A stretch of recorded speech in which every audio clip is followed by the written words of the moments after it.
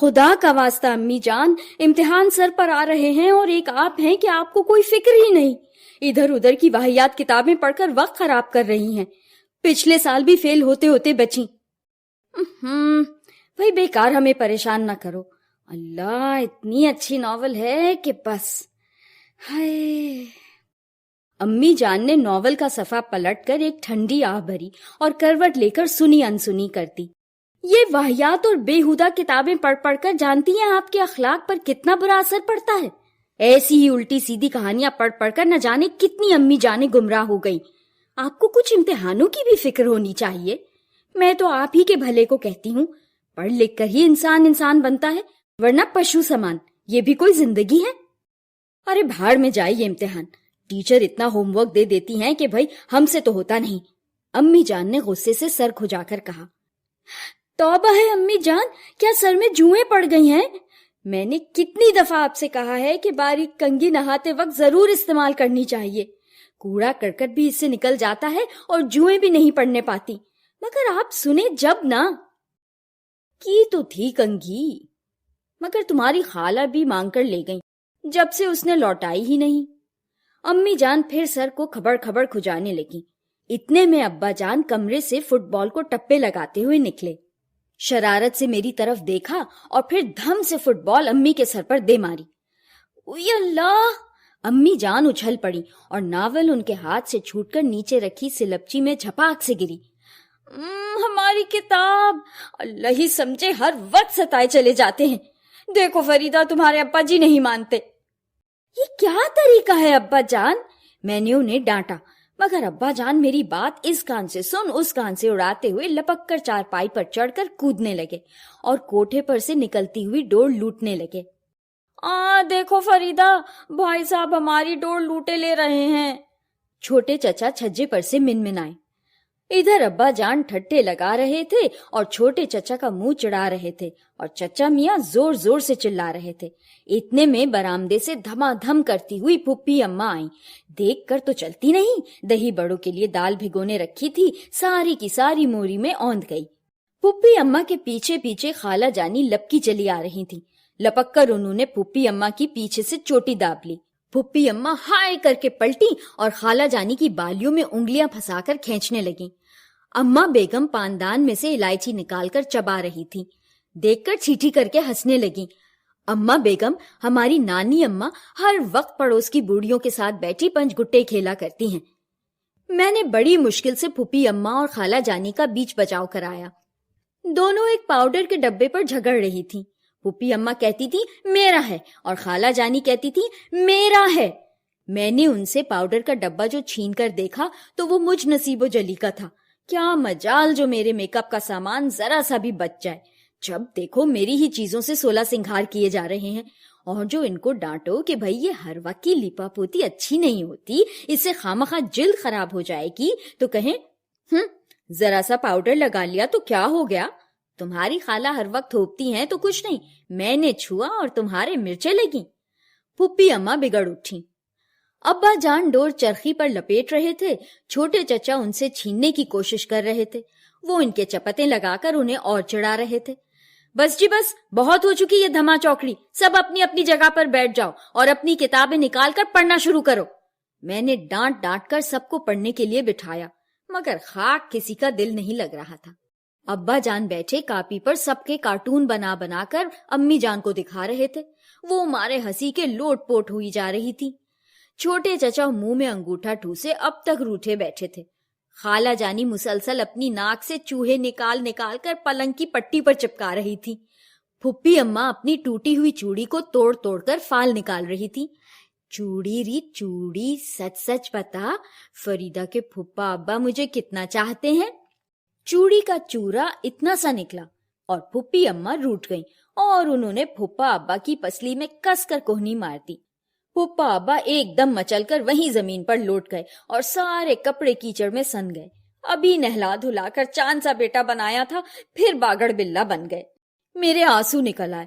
توبہ ہے، ایسے کسی کے بزرگ ہوں تو کوئی کاہے کو جیے۔ میں نے پھپھی اماں کو ڈانٹا بھی، مگر وہ ہی کر کے منہ چڑھانے لگی۔ ادھر تو میں ان سب کو ڈانٹ ڈانٹ کر پڑھا رہی تھی اور ادھر تایا ابا اپنی بیگم صاحبہ کے ساتھ میری سنگھار میز پر جٹے اسے تاراج کر رہے تھے۔ پہلے تو انہوں نے خوب سی میری قیمتی کریم کوہنیوں تک لیپی، پھر سینٹ کی شیشی کھول کر خوب اپنے سالن بھرے گریبان پر چھڑکا، پھر 18 روپے والی لپسٹک کھول کر خوب اچھی طرح تائی اماں کے اور اپنے گالوں پر رگڑی، چوڑے چوڑے ہونٹ بنائے، پھر خوب سا کاجل لگا کر آنکھوں میں جھونکا۔ اس کے بعد پاؤڈر کی چٹکیاں بھر بھر ایک دوسرے کے سر میں ڈالی، پھر بھی جینا بھرا تو سارا یوڈیکولون اپنی داڑھی پر انڈیل لیا۔ ہاں، یہ یوڈیکولون میری ایک دوست فرانس سے لائی تھی۔ میرا جی چاہا کہ اپنا سر پیٹ لوں اور دونوں کو اتنا ماروں کہ کھال اکھڑ جائے، مگر ان کے بھولے بھولے منہ دیکھ کر مجھے ہنسی آ گئی۔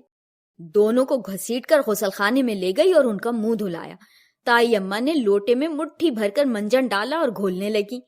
ادھر تایا ابا کیوں چوکتے، انہوں نے بھی 4.5 روپے کی کیوٹی کورا کی صابن کی ٹکیا لے کر ٹب میں گرا دی اور پھر ٹکیا کو واپس نکالنے کی کوشش میں خود بھی گڑاپ سے ٹب میں گر گئے اور گلا پھاڑ پھاڑ کر رونے لگے۔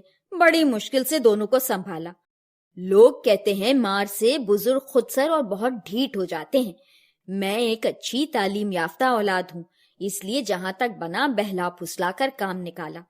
ادھر میں تایا ابا اور تائی اماں کی طرف لگی تھی کہ دھیان ہی نہ رہا اور نانا ابا نے میدان خالی دیکھ کر نعمت خانے پر دھاوا بول دیا۔ لوگوں کا کہنا ہے کہ ایک دن نانی جی نے مذاق میں ان کے ڈوئی اٹھا کر مار دی، بس اسی دن سے انہیں ہوکے کی بیماری ہو گئی۔ ڈوئی مارنے سے ہوکے کی بیماری ہو جایا کرتی ہے۔ بس اسی دن سے نانا ابا کھانے پر جٹ گئے، جو کچھ انہیں ملتا کھا جاتے۔ آنکھ بچی اور انہوں نے نعمت خانے پر حملہ کیا۔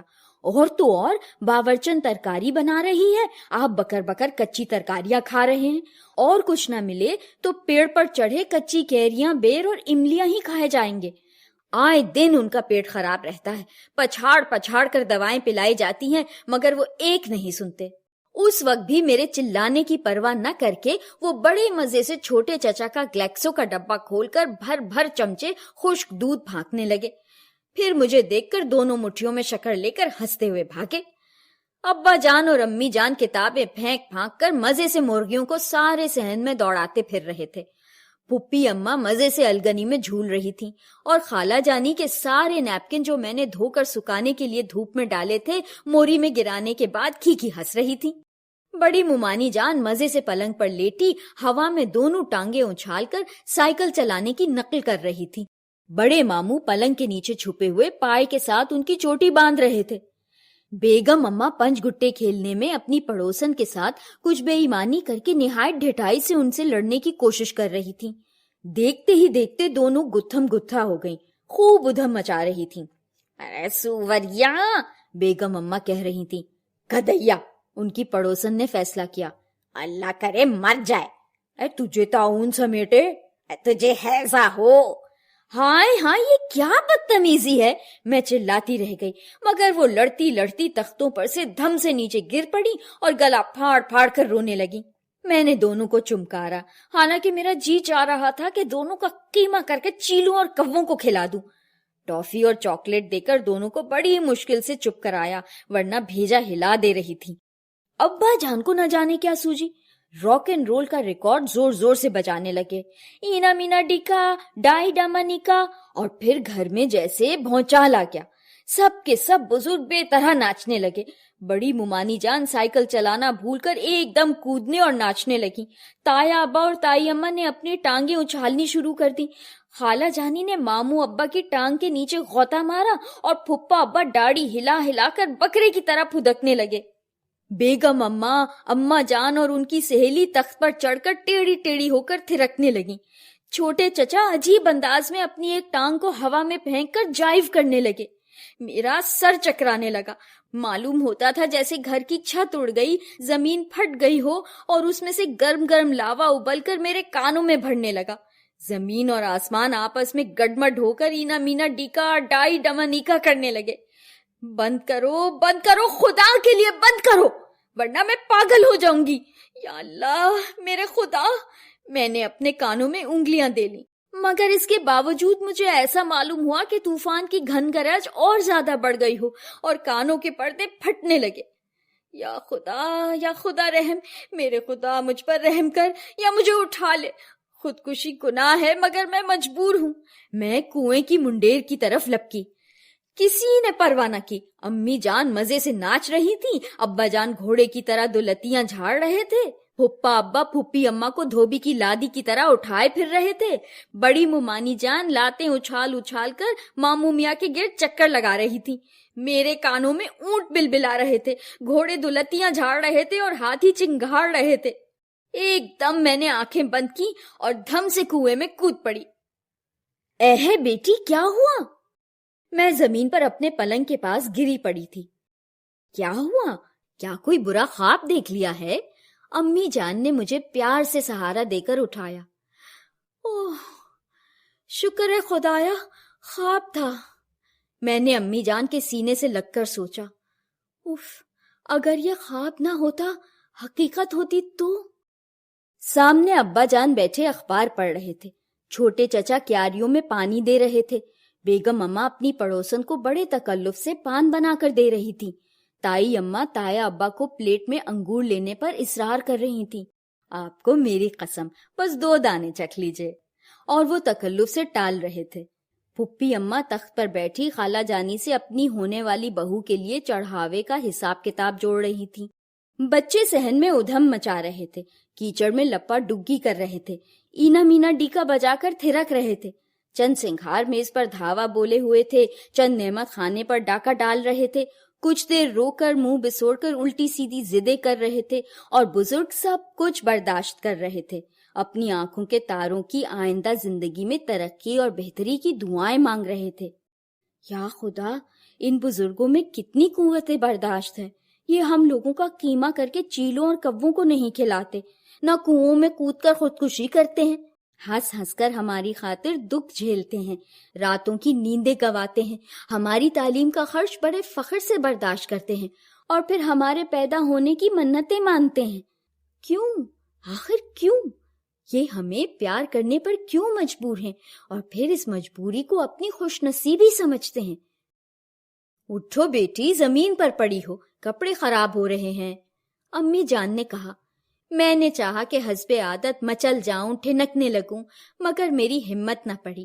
جلدی سے اٹھ کر میں نے کپڑے جھاڑے اور منہ دھونے چلی گئی. تیسرے دن امی جان نے فکر مند ہو کر ابا جان سے کہا، دیکھیے تو فریدہ بڑی سست نظر آ رہی ہے، ذرا ڈاکٹر کو دکھائیے، خدا نہ کرے کہیں اس کی طبیعت نہ خراب ہو جائے. ہائے میری پیاری امی جان، میں شرارت نہ کروں تو اسی بات پر پریشان ہو جاتی ہیں. مجھے کتنا چاہتی ہیں. میں نے خوشی سے بے قرار ہو کر ٹانگیں ہوا میں اچھالی اور پلنگ پر کودنے لگی. بھیا نے میری چوٹی پکڑ کر گرا دیا. میں جھاڑ کا کانٹا بن کر لپٹ گئی، سارے بال کھسوٹ لیے. پھر ہم دونوں آگے پیچھے سارے گھر میں دوڑ دوڑ کر طوفان مچانے لگے. اچھی بھلی تو ہے کمبخت. اماں جان نے اطمینان کا سانس لیا اور رات کے کھانے کے لیے باورچی خانے میں چلی گئیں.